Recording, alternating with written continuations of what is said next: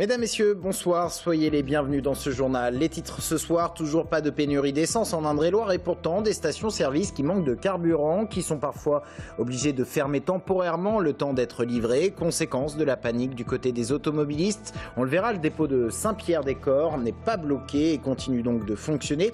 Et puis du côté de la centrale nucléaire de Chinon, une grève va être votée ce soir pour demain.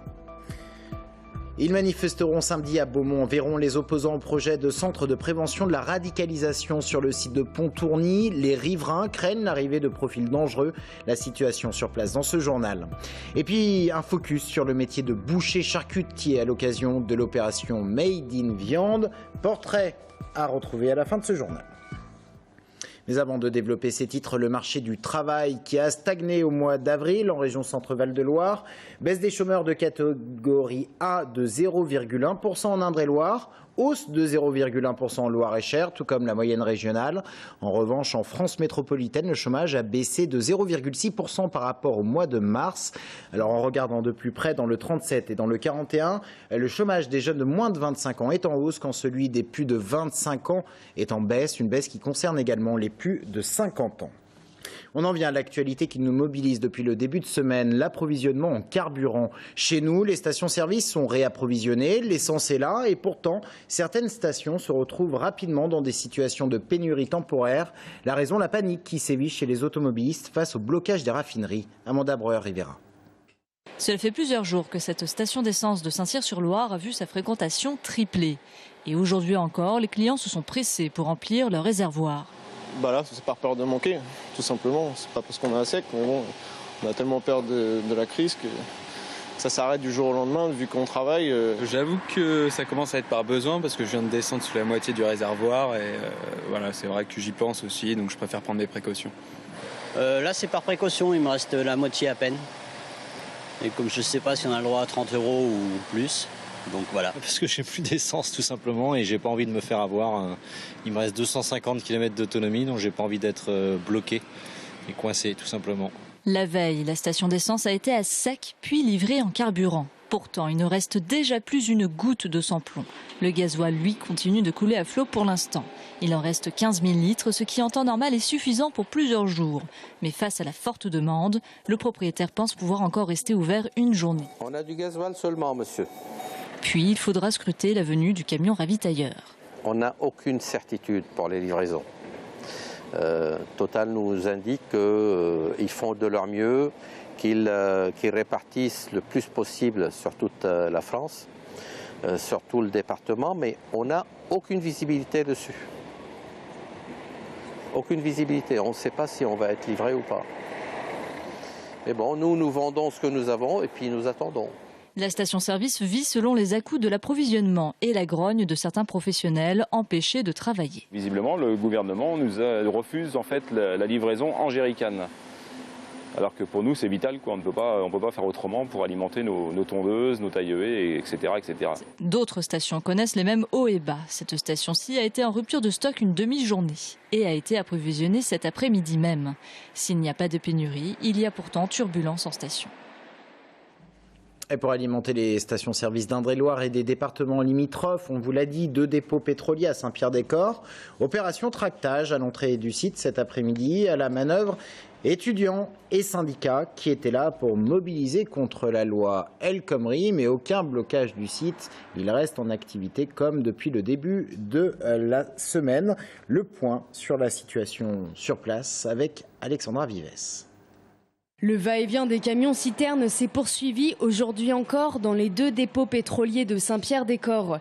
Près de 200 camions venus s'approvisionner dans chaque dépôt pour 3,5 millions de litres de carburant délivrés, majoritairement du gasoil. Des quantités importantes, bien au-dessus des moyennes habituelles, mais loin des 5 millions de litres quotidiens enregistrés en début de semaine. Si l'activité des 2 dépôts tourangeaux semble donc se stabiliser, c'est notamment parce que contrairement au début de la crise, ils sont un peu moins sollicités pour fournir en carburant d'autres régions de France. Stabilité aussi au niveau des stocks de gasoil. Malgré l'arrêt d'une des 2 raffineries qui les alimentent, les dépôts pétroliers de Saint-Pierre continuent d'être approvisionnés par pipeline. À l'inverse d'autres secteurs du pays, ici les stocks stratégiques n'ont pas encore été utilisés. Même en cas de coupure totale de l'approvisionnement, les niveaux actuels des cuves permettraient, d'après les spécialistes, de répondre aux demandes des consommateurs pendant encore plusieurs jours. Et ce matin, la CGT Énergie appelait les salariés des centrales nucléaires à rentrer dans le mouvement de mobilisation contre la loi El Khomri. Eh bien, cela sera chose faite à Chinon demain. Une grève de 24 heures sera votée ce soir avec une baisse de production d'électricité pour demain. Reste à savoir son ampleur. Sabrina Medoult. Faire plier le gouvernement.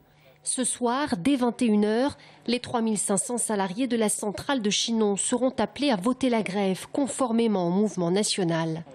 On appelle nous sur 24 heures de grève, ça correspond à 3 équipes de 3-8, donc l'équipe de quart de nuit, l'équipe de matin et l'équipe d'après-midi.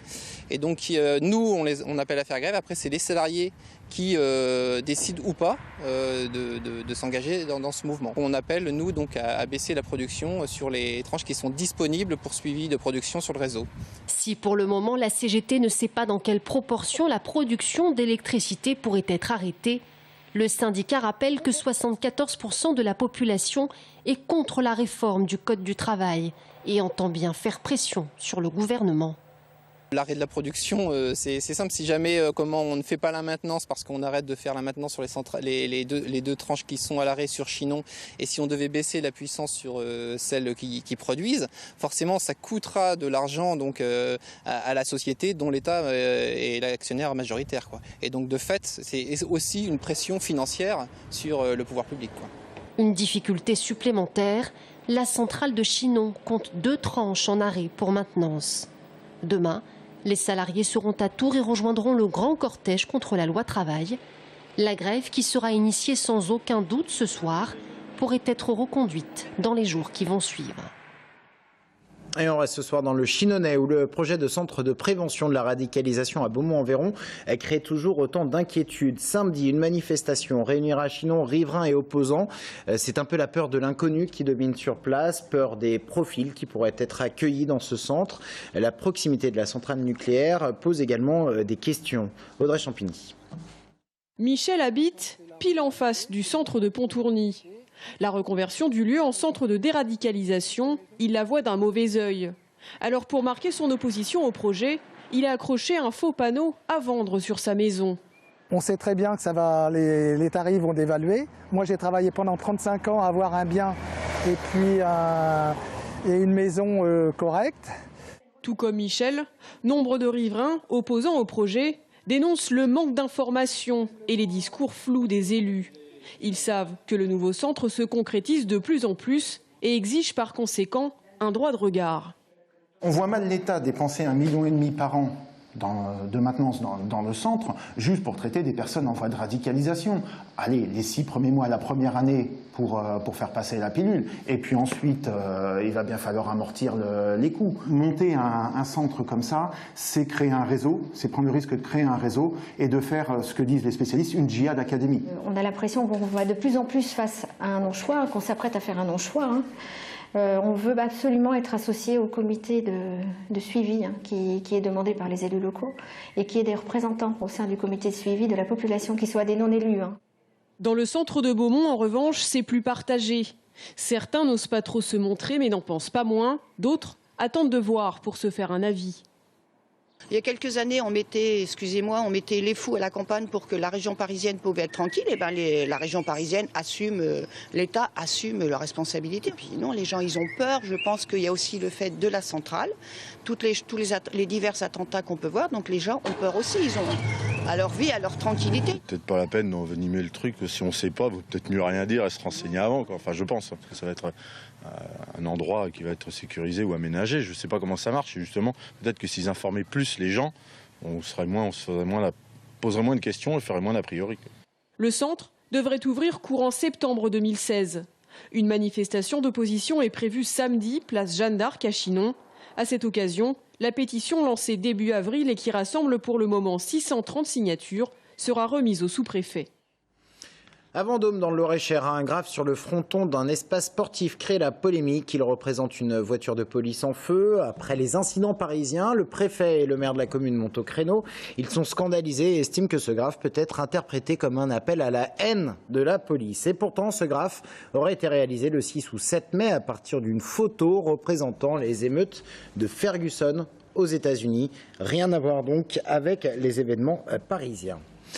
L'opération Made in Viande se termine ce soir. Depuis 4 jours, des portes ouvertes ont été organisées un peu partout, dans les coulisses des filières élevage, dans les ateliers de découpe ou simplement dans les boucheries. L'occasion de se pencher ce soir sur un métier qui ne connaît pas de crise de vocation, mais qui est difficile lorsque l'on est à son propre compte. Portrait d'un artisan boucher charcutier signé Amanda Breuer-Rivera. Cela va faire 20 ans que Denis Lefebvre est installé à Tours, dans le quartier Févotte. 20 ans qu'il travaille dès 5 h du matin jusqu'au soir et parfois même jusqu'à minuit. Un quotidien banal selon lui par un artisan chef d'entreprise. Ce patron aime tout dans son métier, s'occuper de la boutique, travailler la viande et aussi le contact avec ses clients. Merci madame. Le cadeau d'une carrière qui se prolonge, c'est la fidélité des clients. 4 tranches de jambon. 4 jambons. Pourtant, ce métier est éprouvant. Il n'avoue dormir que 4h30 par nuit. Cependant, il reçoit chaque année une trentaine de candidatures spontanées pour effectuer un apprentissage ou un stage de boucher charcutier. Il constate aussi que ce travail attire des adultes en reconversion. Un changement de tendance pour ce métier longtemps boudé. Pour cet artisan, les campagnes de communication ne sont pas la seule explication. Avant de m'installer, si on allait chez un patron, on exigeait un salaire sans poser d'heures. Qu'on était habitué comme ça. Donc je pense que les 35 heures, si elles n'ont pas fait que du bien à ce niveau-là, ça a changé beaucoup de choses. Pour Denis Lefebvre, les conditions de travail se sont améliorées, mais de mauvais comportements à l'égard des salariés ou apprentis persistent encore chez certains employeurs. Cependant, il constate que le pourcentage d'apprentis qui restent dans le métier a fortement augmenté depuis quelques années. Sur les apprentis actuels, vous allez avoir 50% d'apprentis qui vont rester dans le métier. Voilà 35 ans, sur 60 apprentis annuels, vous allez peut-être en avoir une dizaine qui allaient rester dans le métier. Le travail ne manque pas, mais la concurrence tire les prix vers le bas. Pour se démarquer, il mise sur la qualité et le bio. Mais pour rester compétitif, il n'a pas de salariés et ne compte pas ses heures. Pour lui, si le métier ne connaît pas la crise, rester son propre patron est un combat de tous les jours. Restez avec nous. Dans un instant, nous revenons sur le projet de centre de prévention de la radicalisation à Beaumont-en-Véron. Le FN s'y oppose. Nous recevons sa secrétaire départementale dans un instant.